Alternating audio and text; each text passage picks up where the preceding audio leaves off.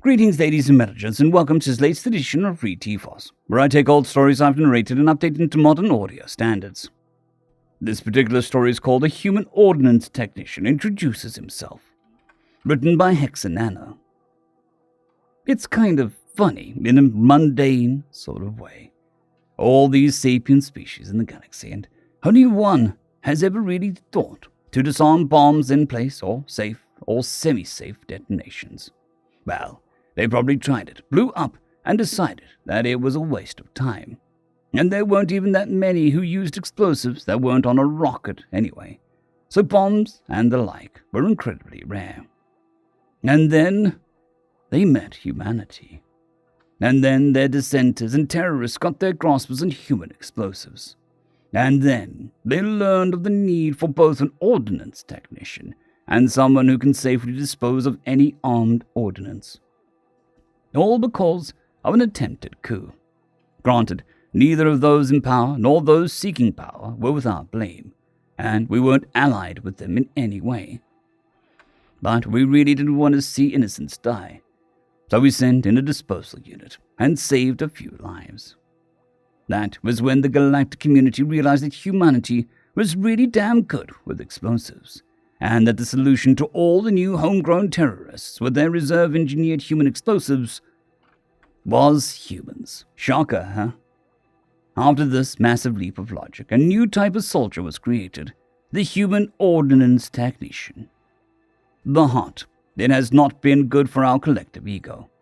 So, here I am, introducing myself to a new group of Xenos. Hello, my name is William Bryos, and I will be your Human Ordnance Technician for the foreseeable future. Before you ask any questions, just let me give you the usual spiel, okay?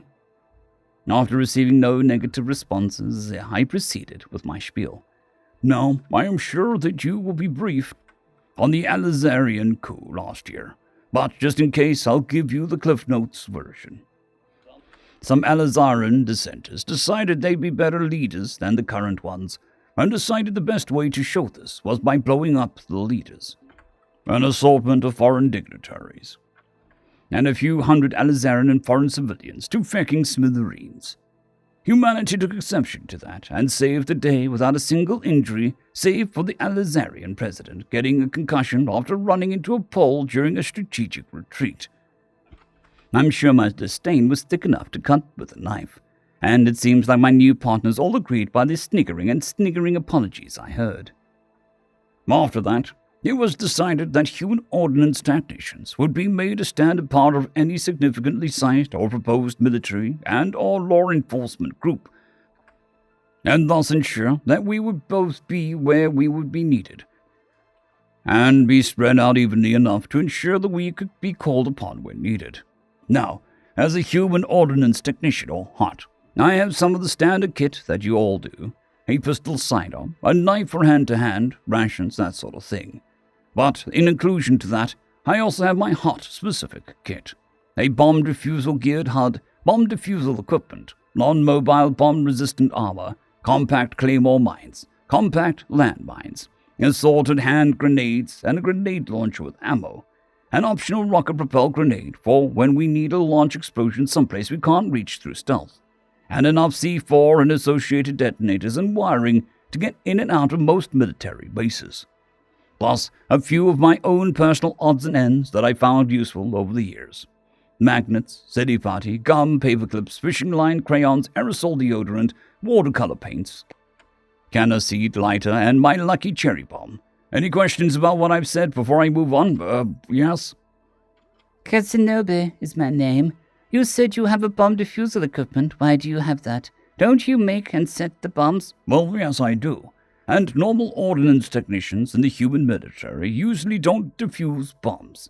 But as a human ordnance technician, I have to fulfill both roles, which means that I'll eventually have to spend some time elbow deep in an enemy's bomb. How do you withstand the strain of doing that, of being so close to an enemy explosive?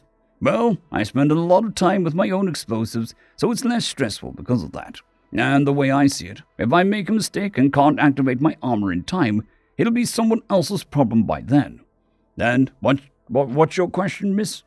Then, sir, You mentioned a non-mobile armor of some sort, said the bipedal hexapod gecko.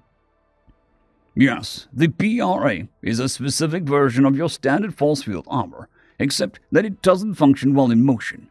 But when it works, it allows me to shrug off most explosives that I can expect to come across. And it also makes for a wonderful fortification for allies to fire from, so long as you can hide behind me, since I can activate and deactivate it in a split second. The moment I finished answering Vim's question, there was another waiting to be asked. This time by a string that looked like a player character from a Dad Octopus game from the 21st century. My name is Nadaka, and I was curious about the difference between the two mines you mentioned. Well, landmines is buried beneath a substrate and is detonated when someone steps on it and then off of it. It's good for area denial, but over the centuries, we've figured out new uses. And with the new ones being 1/6 the size of the older models, it's easy to carry them in case. Van Claymore mines are stood up out of sight of the enemy in areas that we would expect to be walked through, and are detonated when someone walks too close to a certain patch of space in front of it. Good for traps in urban environments, especially ones with little wildlife. Now it was time for what I can only describe as a Jejune to ask a question. I'm Nim.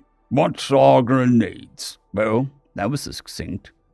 Projectile explosives, and grenades are meant to be thrown by hand.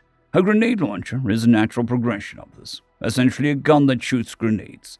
Both of these grenades tend to be fragmentary grenades, which are built to throw shrapnel in a 360-degree radius around them. So when I toss one, make sure it lands out of your line of sight, and that there's something sturdy between it and you. And a rocket-propelled grenade, or an RPG, is a very large grenade, more like a small missile that is fired from a shoulder-mounted device, and is essentially for times where I can't get an explosive 70-plus meters away from me, either due to stealth difficulties or obstructions that I can't launch a grenade through, like unarmored doors or walls, as an RPG can punch through a variety of obstacles before detonating. And your question is the perfect segue to the end of my spiel.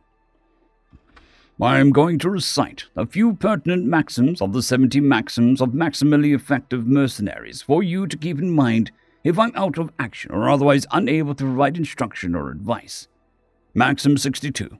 Anything labeled this end towards enemy is dangerous on both ends. Both my claymores and RPGs can be considered to be labeled as such. When fired, an RPG will throw fire out the back end of the firing mechanism, and once armed, it is advisable to wholly avoid the claymore. Even though they're designed to explode only in one direction, it is not fun to be in any other direction. Maxim 61. Don't bring big grenades into small rooms. If you need to use my explosives in my absence, be sure not to use too big of a device for the situation. A big grenade in a small room will do more damage, and you'll be closer to the explosion. Maxim 44. If it will blow a hole in the ground, it'll double as an entrenching tool.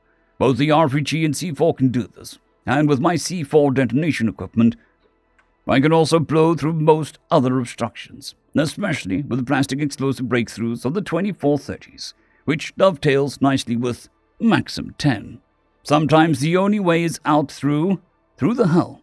Sometimes we won't be able to make an existing path due to rubble or overwhelming amounts of enemy fire. So sometimes we need to make our own path. If there is a wall in our way, then we'll blow it away. If there isn't a path, then we make one ourselves. And lastly, and most importantly, Maxim 3. An ordnance technician at a dead run outranks everybody. I don't care who's there. I don't care where we are. And I don't care where I'm going. If you see me suddenly running as fast as I can, then you follow. I don't care if I'm running towards the enemy or a cliff or whatever, because I guarantee that whatever I'm running from is significantly worse than whatever I'm running towards. End of story. I would like to thank our T5 members and patrons, Casper Arnholtz, John Creighton, Vidmori, 050, Dragzoon WRE, and Elijah Silvercross. Thank you very much.